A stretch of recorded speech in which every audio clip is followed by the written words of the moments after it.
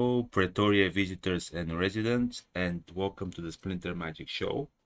I'm your host, Bebe Omega, and I stream here every Wednesday from 8 to 10 in the morning Pacific, and Sunday, which is now 8 to 9 in the morning. And as I promise you that I'm going to bring you more and more awesome guests, today we have the Tournament Director of Splinterlands, the weirdest of all Beird.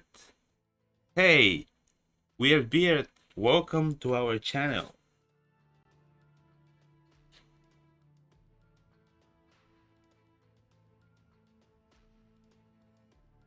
With you that I get to come on here and answer your hard-hitting questions. Oh, well, it's more like I'm planning more like a conversation. I'm not going to interrogate you or anything. Just we'll talk Splinterlands. Perfect. And I wanted to ask to start with a question since we are getting closer to the end of the year, and I don't know if I'll be able to get you again before the end, and I don't want to forget. So what are you most excited for Splinterlands for 2023? Like, what is your most? Um, I would probably say my biggest point right now is completing the junk that's already on the board. That doesn't mean that there's a lot of like tournaments and esports stuff for me, but it means that like 2022 for Splinterlands as a whole has been a lot of kind of outside of like Chaos Legion and outside of Rift Watchers, a lot of the stuff that we've been putting out has been stuff that was talked about before I got here. And they're finally starting to convert on some of that stuff. We're gonna hopefully be able to see the non-card market coming out in another 2 weeks or 3 weeks or whatever the timeline is. Now that the tech modernization is out, which is then the precursor to land version 1. You're also going to see a lot of these other things just sort of get cleared off that have like taken up space on our shelf for so long. And I'm hopeful that by continuing to do that, we're able to think and talk about new things and have them be like game developments, like the big actual game improvements. And the other thing that I would think to really highlight is the continued growth of Splinterlands as a gaming company. I know that this game obviously started in the space of crypto and DeFi and Web3 stuff, but like we, I really hope that like after Splinterfest, players and internal team members saw the shift from like, hey, let's just continue to be a game that talks about economy design and things like within that specific area, and saw like, oh no, like we have to remember the game is what really brings a lot of people together here and gets them excited. And I hope that we continue down that path of seeing like what heights our game can reach, because that's what I think is going to attract the biggest, newest, and most excited audience that we've ever had.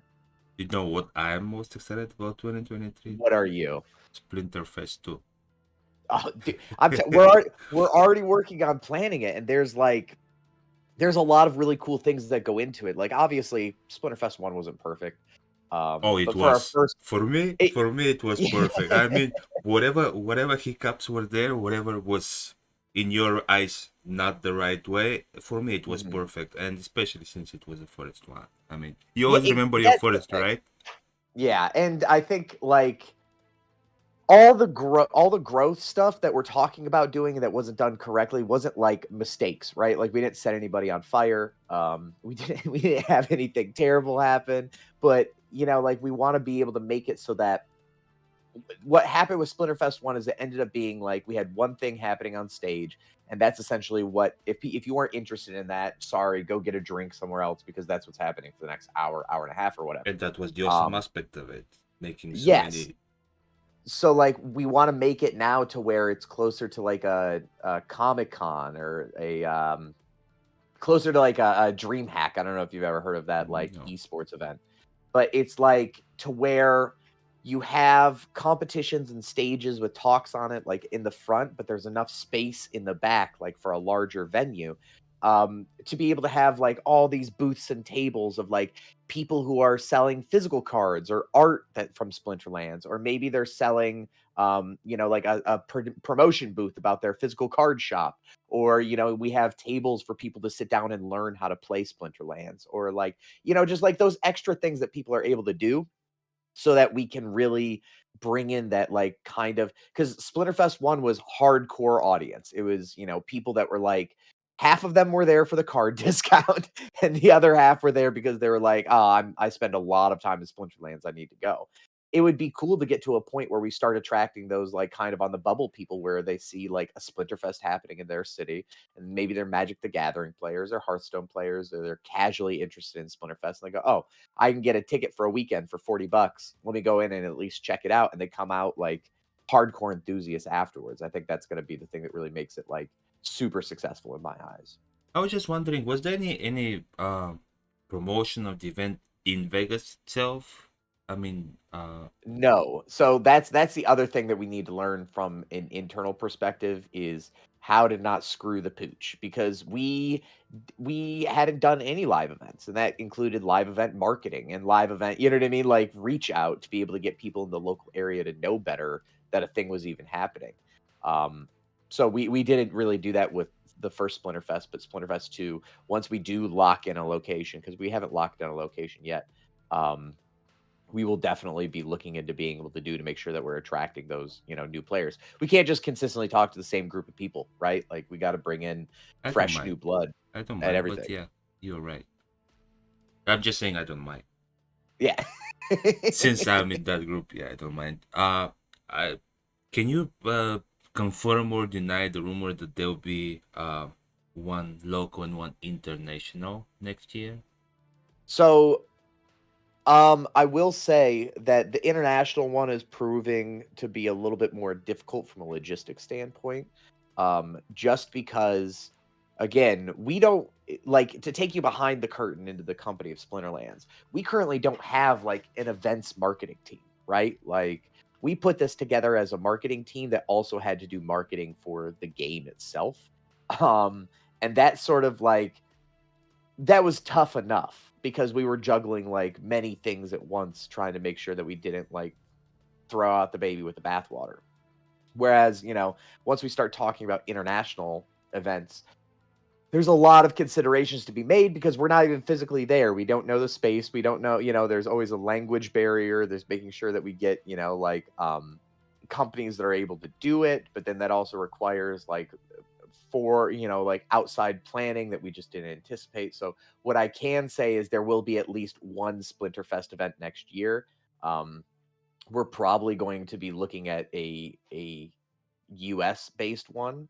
But we're seeing the possibility and seeing what we're able to do because we don't want to overpromise and underdeliver on an international event, right? Like the moment that you go across Yeah, borders and you go outside of the US, if you don't deliver like an amazing experience for that, you're really on the hook because you have all these people traveling to this international location for a poopy event. They don't want that. yeah. I was like having like several weeks ago. I'm having a conversation in Mavericks, and we were discussing about Splinterfest and stuff like that. And I was saying, yeah, the only I do agree that for example, the Filipino player base they deserve a Splinterfest, but just the logistics of it is like must be a headache from the point of view of the company. I Yes. mean, having to fly all these people, and somebody said like, okay, well, hire like there are companies that do like the whole setups and everything, and I'm like, well, it's I just kind of feel it's a hard thing to do. I'm not saying that it's impossible, but Mm. then that's the point. Like, would it be able to come up with enough people to cover Yeah, the and it's actual cost of it, or at least some of the cost of it? I was just well, like, that's the thing is like you bring in a company and all of a sudden everything triples in yeah, price just yeah. because you're going through a middleman. But the other thing with it too is that like when even just coordinating with them, if they're on the other side of the world, time zones would mean that we're constantly doing either internet meetings at 2 a.m. our time or 2 a.m. their time. Like there, you know what I mean? Like that you're always fighting that uphill battle that just even communicating gets difficult. And so, like we want to make sure that we're delivering a high quality product. You can't, you can't fudge it. And y- y- the other thing too with these Splinterfest events is that we're very economically conscious, right? Like that's not to say that this company's like cheapskates or anything I like know. that.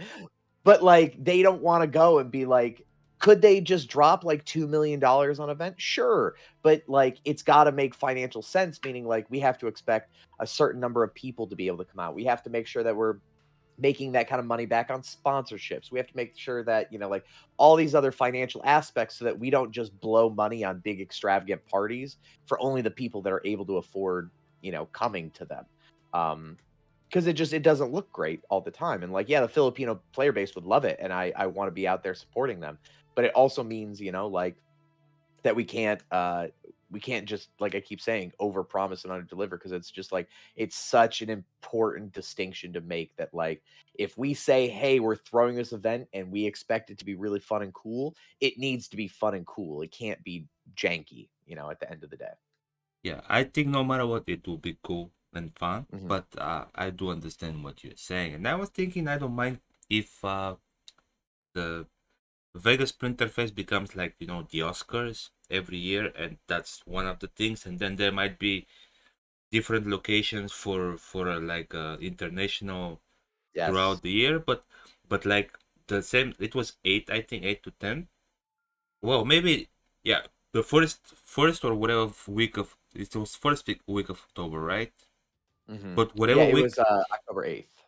whatever weekend it fell on, like the first or the second in October, like that first or second weekend of October every year, like like the Splinterlands Oscars, Yeah, I Splinter think like Vegas.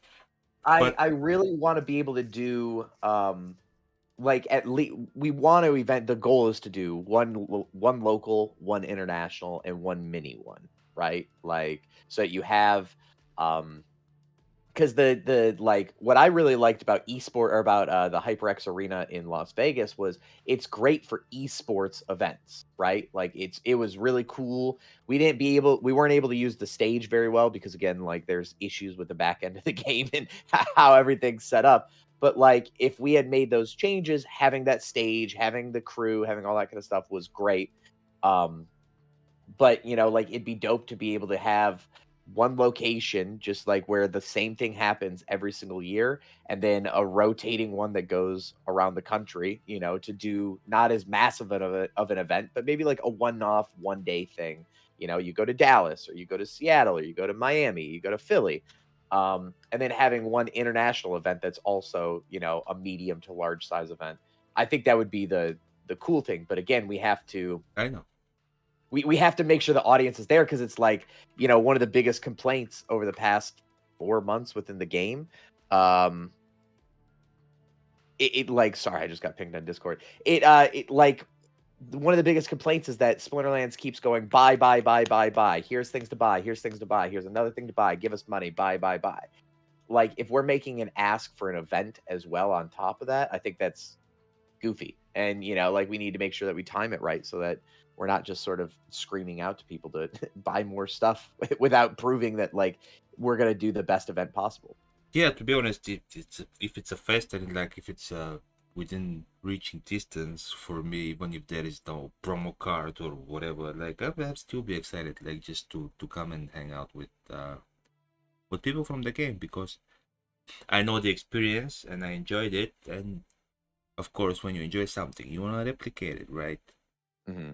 So yeah, we'll see how it goes. But yeah, that's the most the even though it's a lot of unknowns, the thing that I'm most excited for 2023 is probably the next Splinterfest because yeah, I did have a great time. And thanks to you for all the great work that you put because you did put great work there. And Thank you. you were helpful and tried to cater to everybody, which uh, which is a very nice thing. Yeah, Uh, I think I'm very excited. I'm excited to be able to see like people in person. That's my big thing is connecting with real players, not people online. yeah. Well, um, are we getting closer with the esport thing to actual esporting? Like, what do you think? Like, I mean, I don't know. I know that you're not very much around the tournament stuff, but I mean, do you have any view of whether Splinterlands is going closer to esports? Yes. So what I'm going to say right now is all I'm still like none of this is a critique of the company that I work for. I love Splinterlands. I love the job. I love the people that I play with, right? But these are just like a realistic feedback on kind of where we stand due to being in a company, A, the size that we are, which is both a positive and a negative, but also like esports is a campaign to win the hearts and the mind of the people, not just the players, but also the people who run the company. So esports right now is in its infancy stage. It's very, very young. And one of the largest things that we're running into is we saw it exacerbated at Splinterfest that the game itself right now, as it's set up, is not an esports ready product, right? The viewing experience isn't there. The way that we control, tournaments and even individual matches that would be used for the esports side. Um, the ability to create like tournament ladders and tournament like leaderboards almost that would feature the ability to invite people directly in. You track points, you do all these other things. Those things don't exist in the game right now.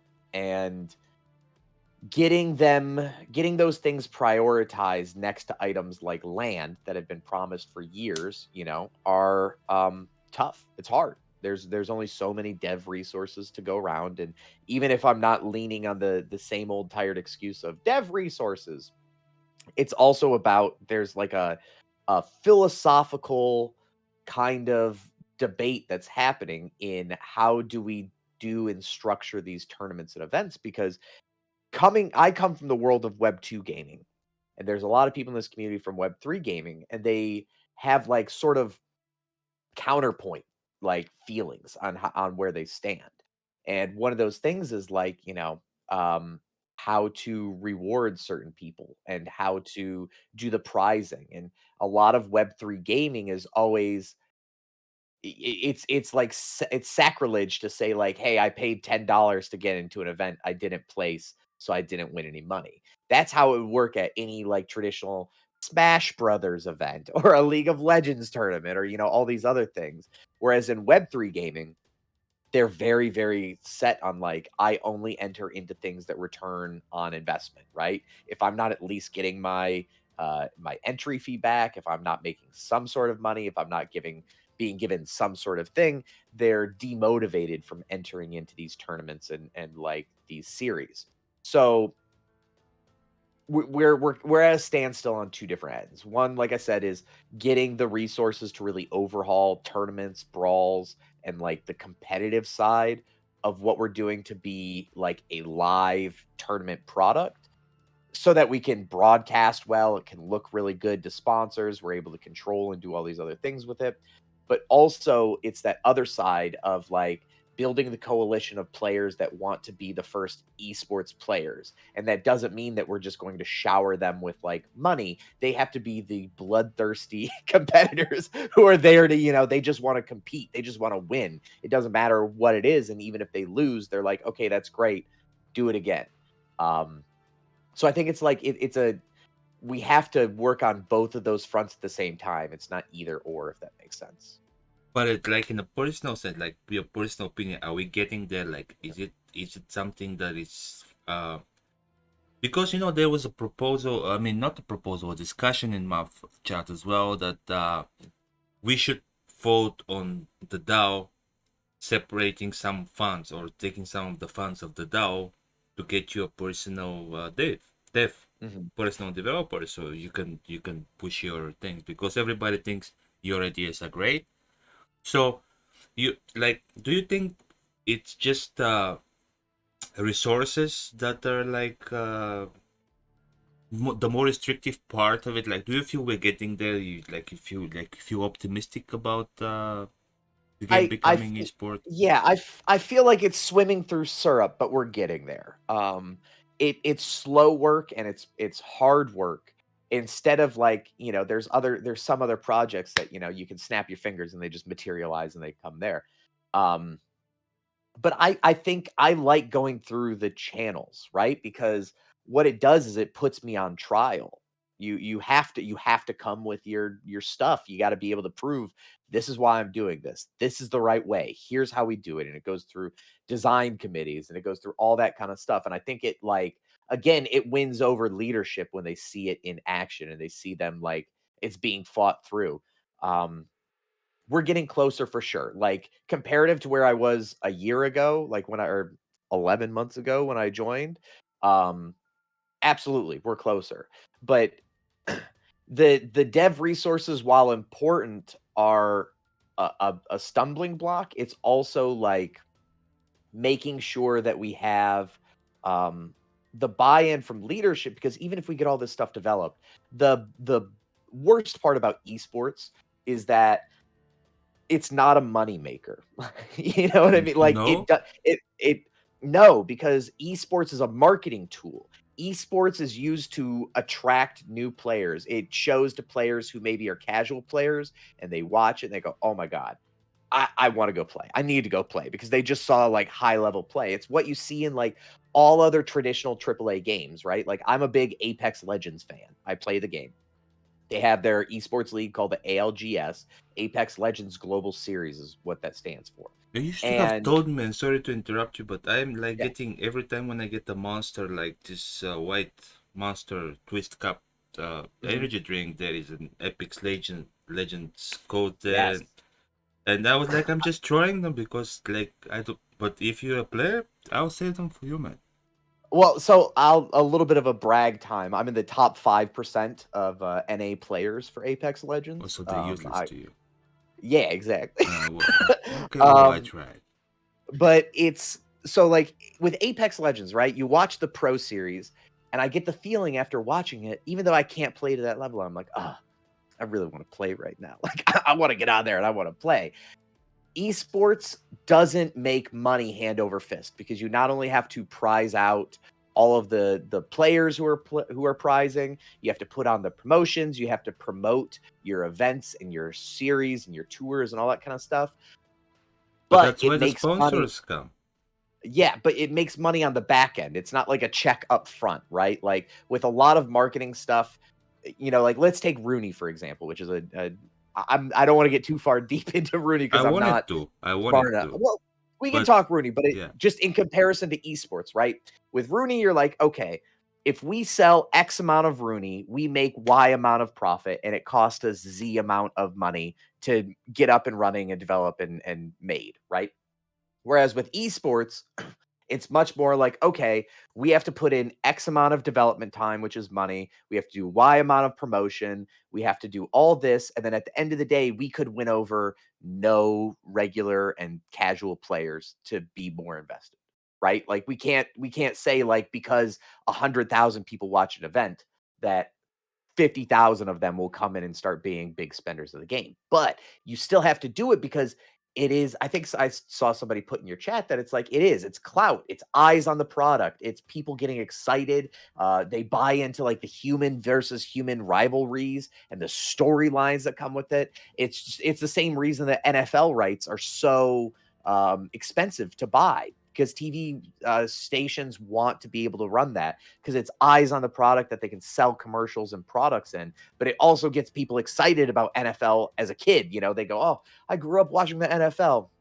So we really need to get into it, but it's getting the people to understand that in this space, just because we're spending money and you don't see an immediate return doesn't mean that it's a bad investment. I think that it's like we have to just make sure that the company's in a financial position to do this and to do it for longer than like 2 months before going, whoops, we're all tapped out. That's enough money for esports. Like esports is a slow build, but once it gets there, you see products like League of Legends, like Dota 2, like, Counter Strike, which has been going since the dawn of man, and the PGL tour and the things like that. Like, it takes time, but once it catches, like, you have people more invested in that know nothing about the game, but are just excited because the events are so cool and show off competition so much. Yeah, that was just what I was thinking. Like it takes time. Like I'm thinking like imagining like in the beginning, Texas Hold'em was not really a thing. Like people were playing it, but once they start actually televising it and showing it, like the huge Mhm. amount of money people are winning, and people when they see a lot of money flashed around, they got excited. They're like, "Oh, what if it was me? Like maybe I'm Yes. the next one to be there, and maybe I can just change my life in a second or whatever." But I think I read a study that like this marketing stuff, that a person takes average of 8 times to open an ad before he actually acts on it. 7 or 8, I don't remember exact number, but it takes several times to see the same thing over and over, and you're like, maybe, well, no. Next time you're like closer, like it takes 7 to 8 times to actually act on something that you see. So this way, I think once it's starting showing, like people starting seeing it in the beginning, yeah, it will be slow, but I mean, should would be a start and then build up. And you're Yeah, and I think good that's at you building gotta up do it. things. Yeah, you gotta make it to where it's like an ESPN worthy presentation, you know? Like, you can't the presentation we had at Splinterfest was not great, and, like, it was fine. It was not, like, horrible by any means, but, like, we wanna make it so that it's on par. Like, we don't have to be League of Legends, but that's gotta be the goal, right? Like, you've gotta shoot for triple A, standing next to the biggest games in the space, because if you don't, they're just going to eat you alive, right? Like from a market share perspective. And if we're not delivering an experience on par with Magic the Gathering and Hearthstone of what they do online, what? Why would somebody come to this game? Like, oh, there's money involved. Cool. Like people like the sizzle over the steak Well, most of because the we're time. different, Yeah. because we offer something different. So it's like I don't have, for example, 2 hours to spend on a Hearthstone game. Like I don't Hmm. want to stay and or even like yeah, I saw this like uh, uh, maybe a year ago or a little bit less. I saw this Sky Weaver thing.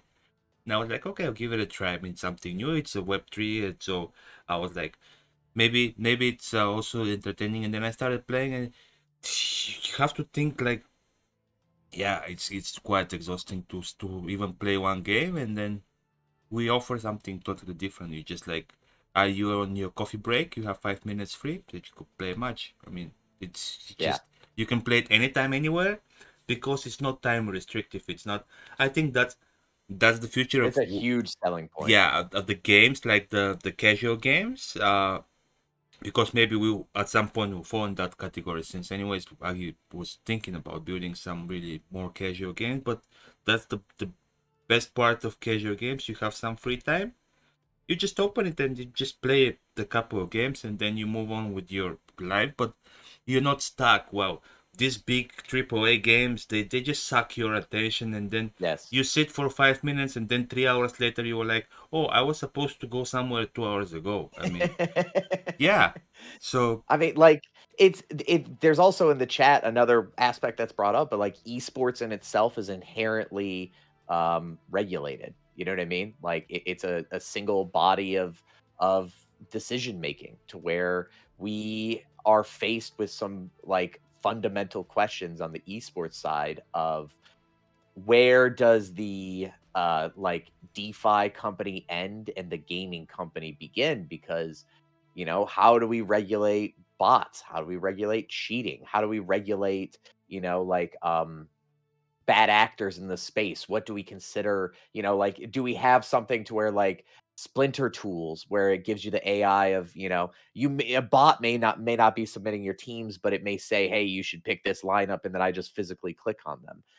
How do we make it so that there's no multi accounting? How do we make sure that there's, like if we do ladders and we do tournaments, how do we make sure that it's not people that are greasing the wheels and win trading or doing things? And then even if we do identify it, DeFi in and of itself is very much like, oh, we don't remove people, we don't ban people, we don't do this.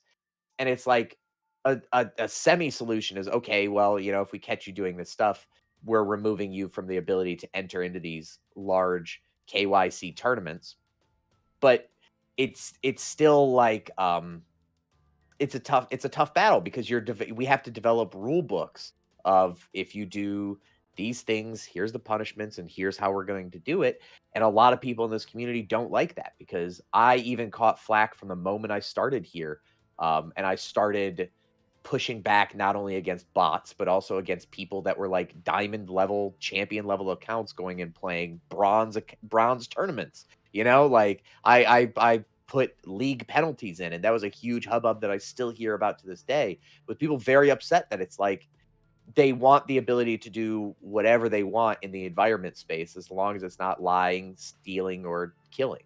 And esports is a very structured, rigid sort of mechanism. Like it comes back to like Weird Beard decides who to who to ban and who not to ban, and that's not always like a great position to be in, because I wish that we didn't have to ban anybody. But I was so butthurt at Splinterfest when people started talking about somebody was attempting to bring an Archmage bot in or send their keys out to get it played somewhere else by other people. And it's one of those things that you realize that the community is not going to let you have anything nice. So now I Well, have to be big bad Papa Rick and go out of my way and like enforce rules, which sucks. but in-person tournaments of everything like that. I mean, Yeah. okay, you can have the qualifiers or whatever. People can cheat their way through the tournament, but on the tournament, you're in front of a computer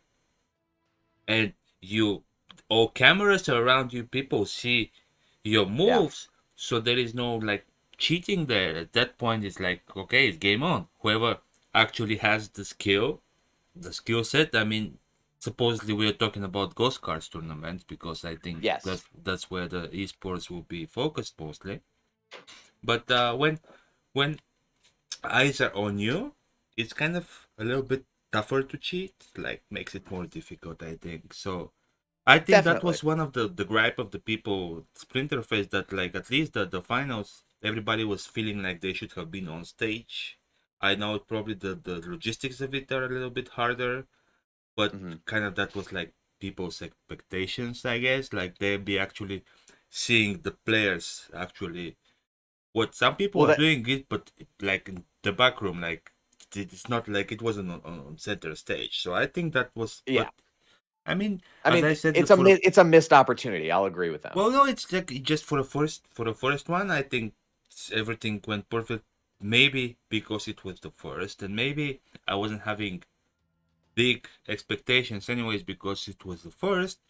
It's kind of I was blown up. Like my mind was blown. I was like, I was the happiest person for a week after at least. So yeah, I Yeah, think I mean, like that's the thing is we knew that there was going to be issues with it, right? And it sort of was a calculated choice on the behalf of esports and the marketing departments to go, well, we need the management, like the high end leaderboard, to see kind of what the limitations of our product currently are, right? Like there's no way to manually control matches and like advance them, so everybody has to play at the same time.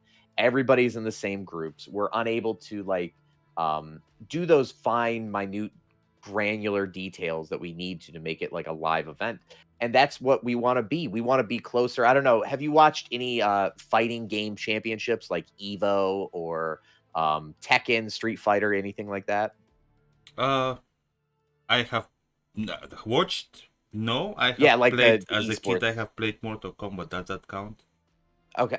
No, I'm saying like the esports side of it, right? No. So Yeah. like I they don't watch. I they admit I don't watch much esports. I'm it's excited it's though. amazing because what they do is they sit them like right next to each other, and they angle it so they can't see each other's TVs or anything like that, right? And they'll make them so that they're both sitting on stage, and you can feel the pressure and the intensity because they're like fighting against each other. And then if somebody wins unexpectedly, they'll stand up and like woo and like yell in their face and everything like that. Like that's where we want to be. We want to have that kind of electricity and an energy to it. But there's just it's not there yet, and it's going to be like a huge technical debt on the like as a project the size of land, honestly, to get it done to be in that position. And so we needed to go with what we had, which is kind of like, oh, it's the tournament as we are, because again, getting ghost card tournaments out the door was massive. Not It only from is. like Yeah. a coding perspective, because it didn't take them that long to actually make it, but it was from you had to convince so many people that like, yes, a tournament format where you get access to all the cards. No, they don't have to buy it. No, it's not super expensive. No, it's not something that's geared towards like, only Mavs can play and stuff like that. No, everybody needs to be able to enter into these tournaments, and we do low format to high format to everywhere, right? And once we did that, we couldn't make this other massive land-sized ask until A, after land starts getting out, but B, now that they saw it, because the leadership team had a lot of the same comments that were like, "Oh, we really want more humans on stage. We want you to be able to interview them and talk to them and see their faces as they play and do all that kind of stuff." And it's like, "Yeah, that's great. We can't do any of that yet." So what are we gonna do about this to make it, a reality?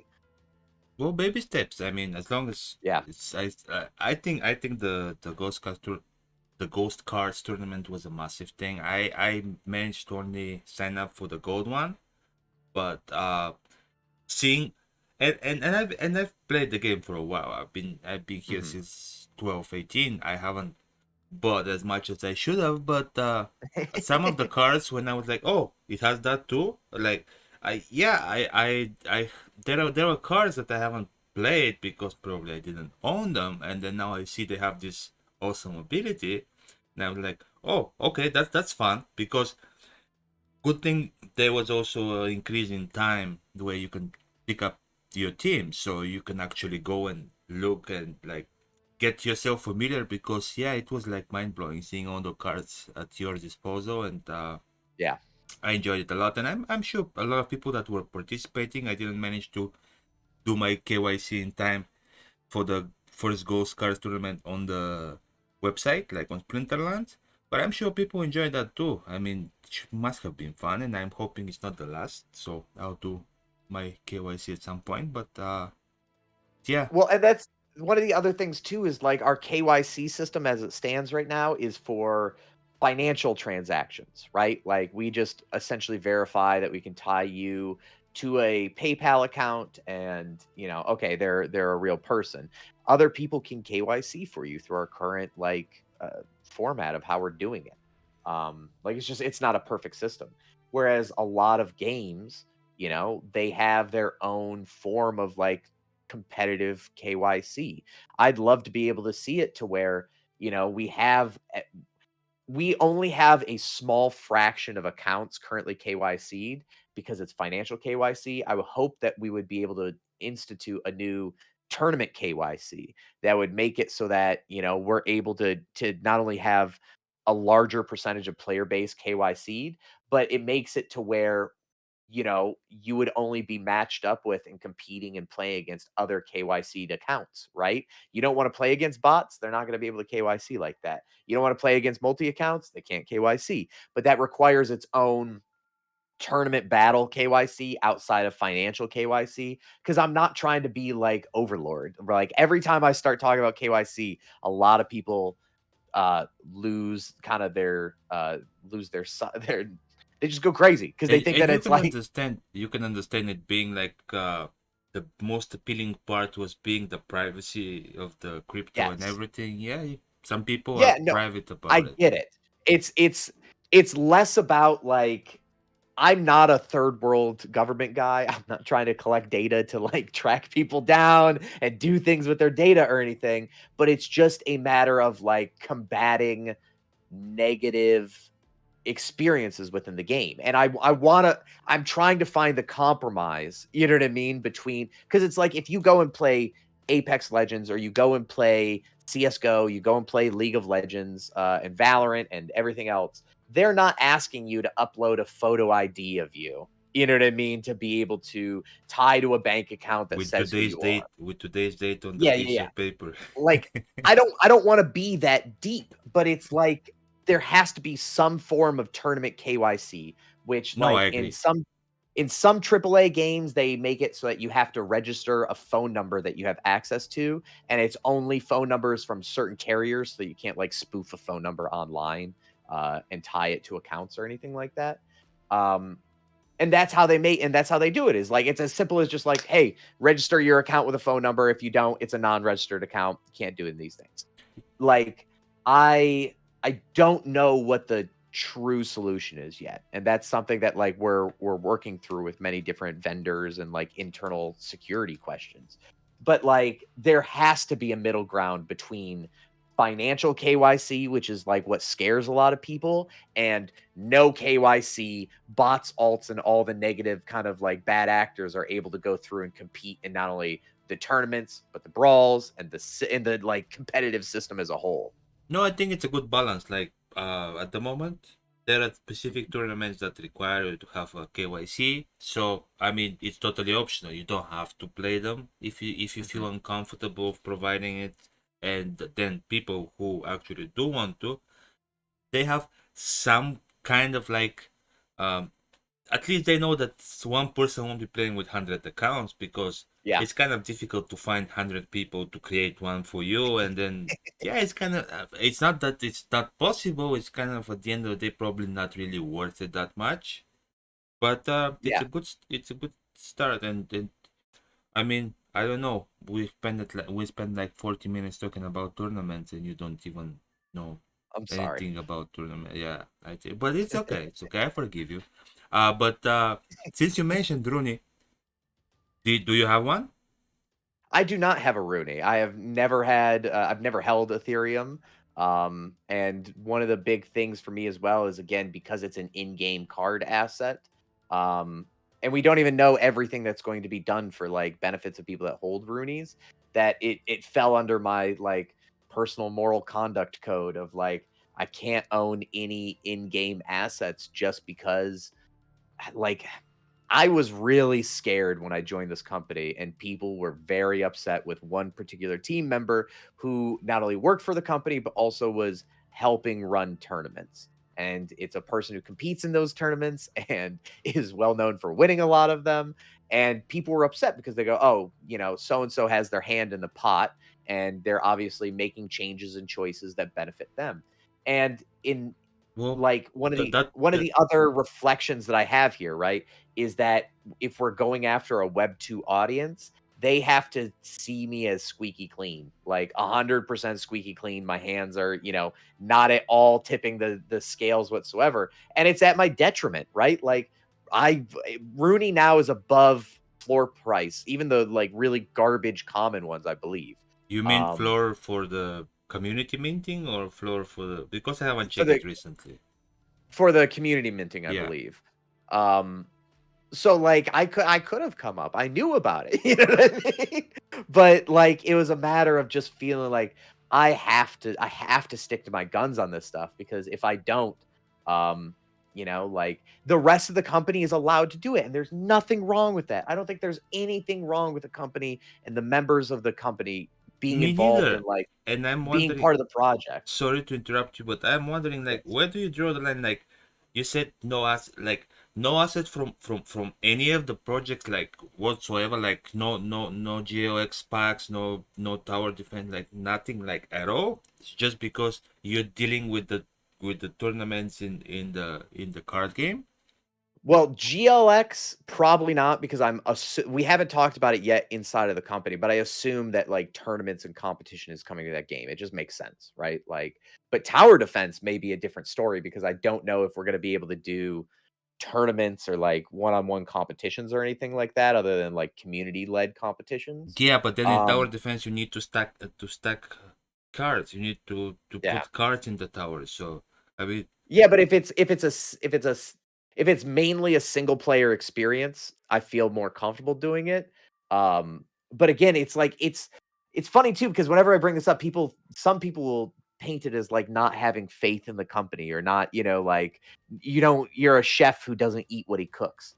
And that's not it. It's way more just like, again, um anything that's involved in the straight um like, competitive aspect of it. If I want to be able to have the final say on things, I don't wanna listen to people complaining at me and being like, "Oh, well, Weird Beard set the SPS rate or the SPS entry fee so high because he has a ton of SPS, and it just makes it so that obviously he's getting his pockets." And it's just, no, dude, like, I'm not interested in those conversations, right? Like, I'm an impartial third party who wants to do dope tournaments, dope competition, And one of the only ways to do that is make sure that people don't think that I'm getting in on it as well. I know how to play the game. I have friends that I sit and will play with, or I'll use their account sometimes. I never do tournaments, but I'll do like ranked battles with them and whatnot. But I think owning it just enters into weird wonky territory for me. It's the same way as like John Spector, the head of Overwatch League, right? It'd be weird if he was the head of Overwatch League and then entered into a team, or if like Bud Selig from the MLB was part of the Detroit Lions.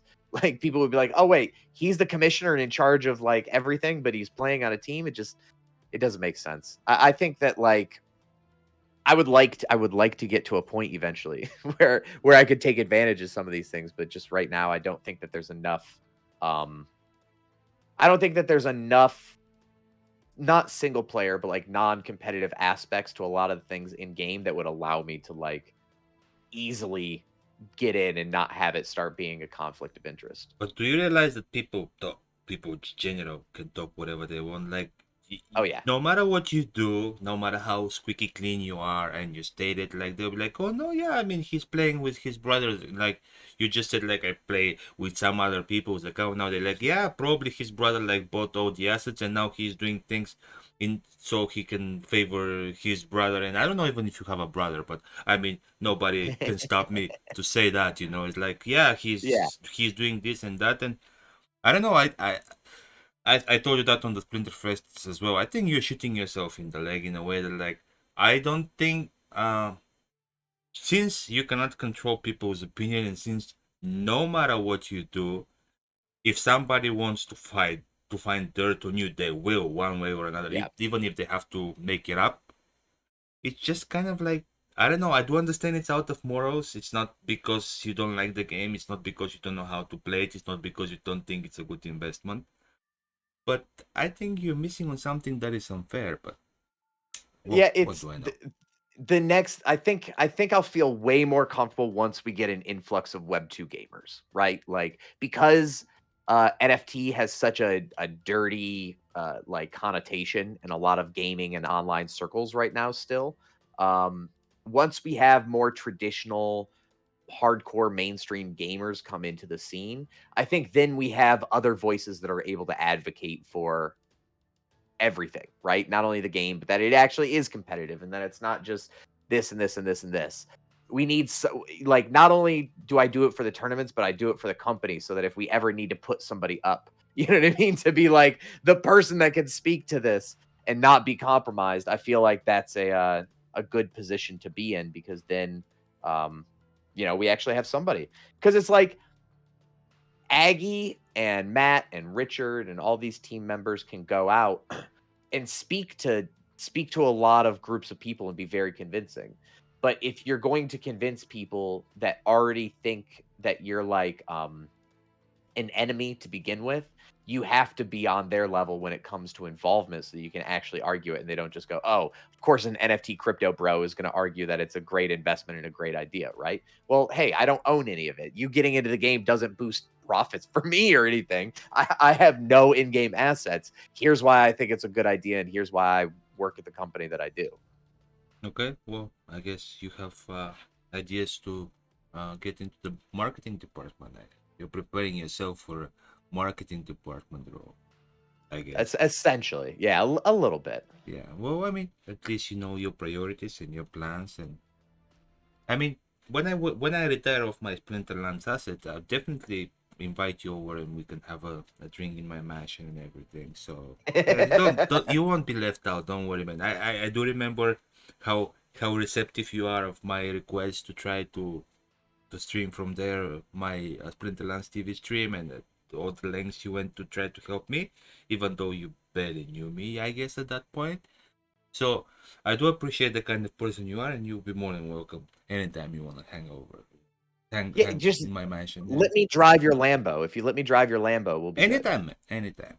Let's reach to that point, and anytime. Yeah, GOX pumping, dumping. Like, I mean, going to some crazy extent. Do you feel like GOX is following the SPS charts? Like, Dick showed up in the beginning, and then people buying it at $1 and then it's slowly evolving.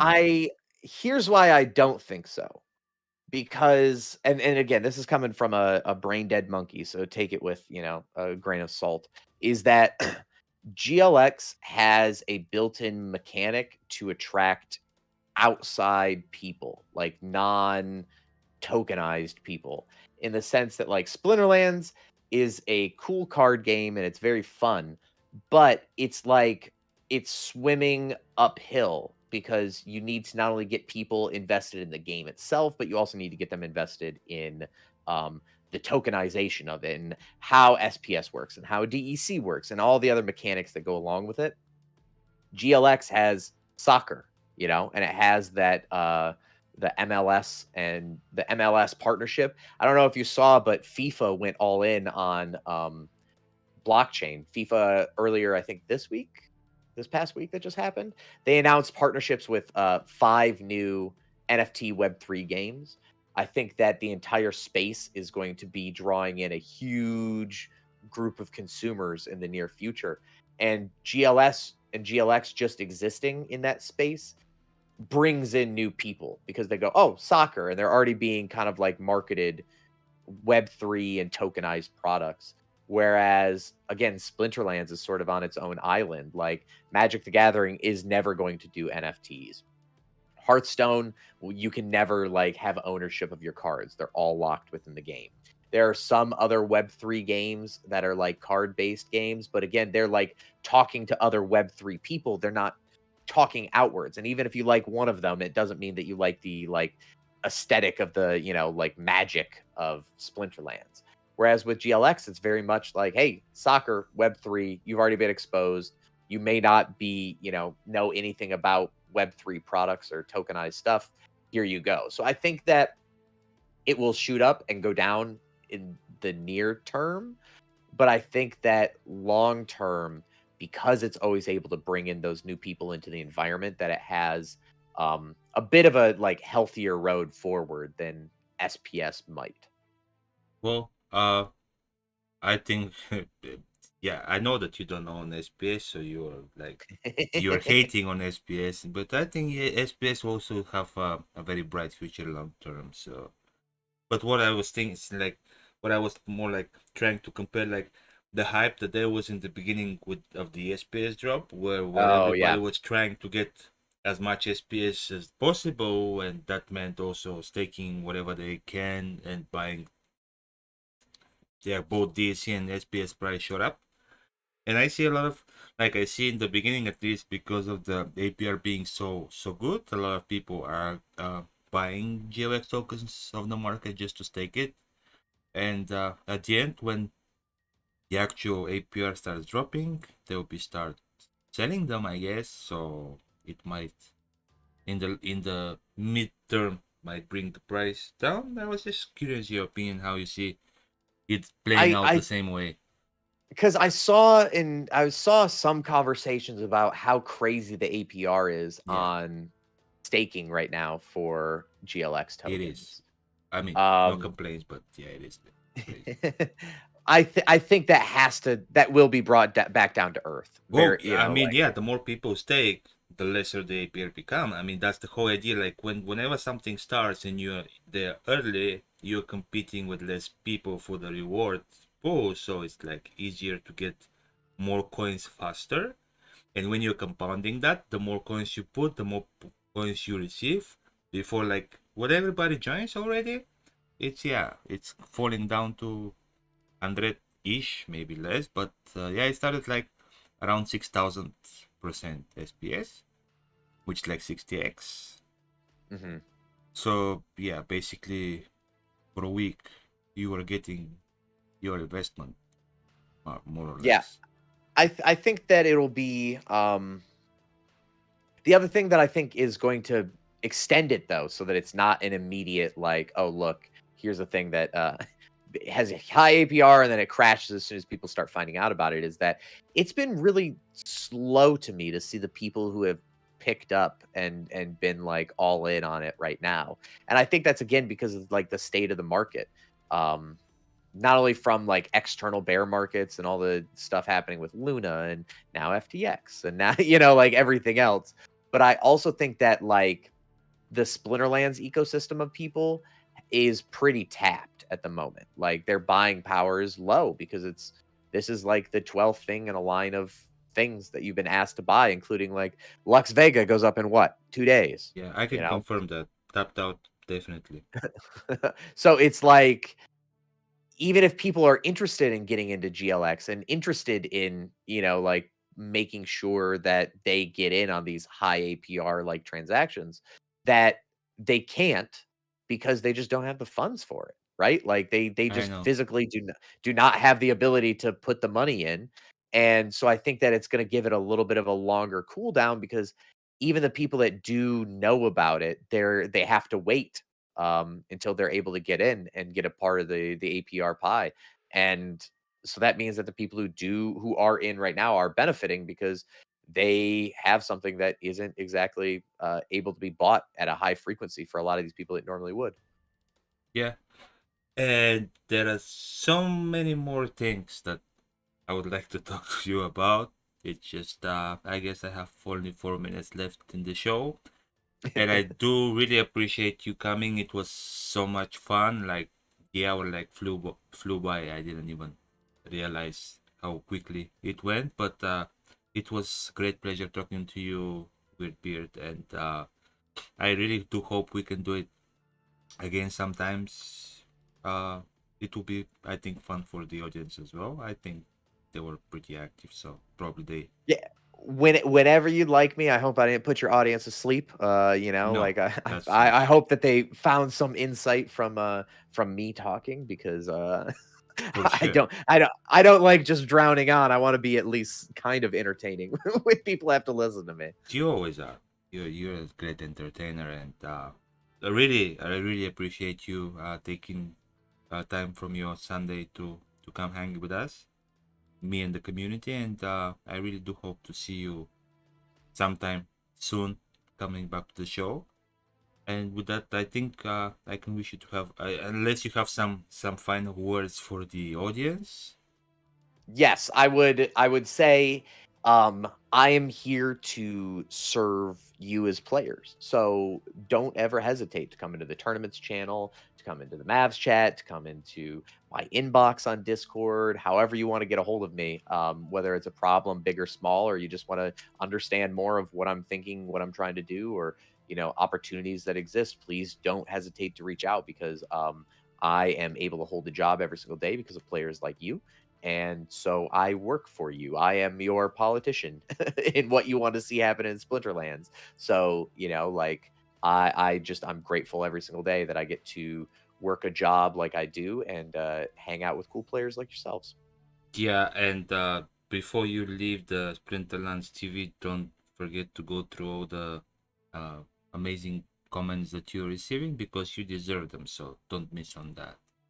And if you're in this chat right now, make sure you are following the channel if you aren't already. Drop a sub if you can. It's only, $5.99 to be able to make sure to have a sub. You get all kinds of cool emotes here for the Splinterlands TV Fest. Splinterlands TV fam, not fest. I wish you guys had a Yeah, fest. One yeah, day. one day. Yeah, Um, but like again, I'm so appreciative of you having me on, and it's exciting to be able to talk to somebody other than the jerks I have to work with every day. yeah. I think we can cut this part out, but thanks Rick again. Thanks, and talk to you soon, man. And Okay. yeah, have a good day. I'll I'll catch you soon. Bye, dude. Bye. Well, I'm hoping guys you enjoyed that and you are having at least as much fun as I have because I think our tournament director is great and he does a great job and he's taking his job seriously. So again, um, I'm grateful to everybody that came here and I do hope you enjoyed it and I still trying to find nice people to bring on for you guys. So yeah, if you haven't already, Wednesday 8 to 10 and Sunday 8 to 9 Pacific. That's where I show up here. And most of the time it's not me talking, it's me talking with somebody about the game. So enjoy it, and don't forget to check Kraken, who is coming right after me. He's great show, and he's both English and Spanish speaker, so he has it the same way. And have a blessed day, guys.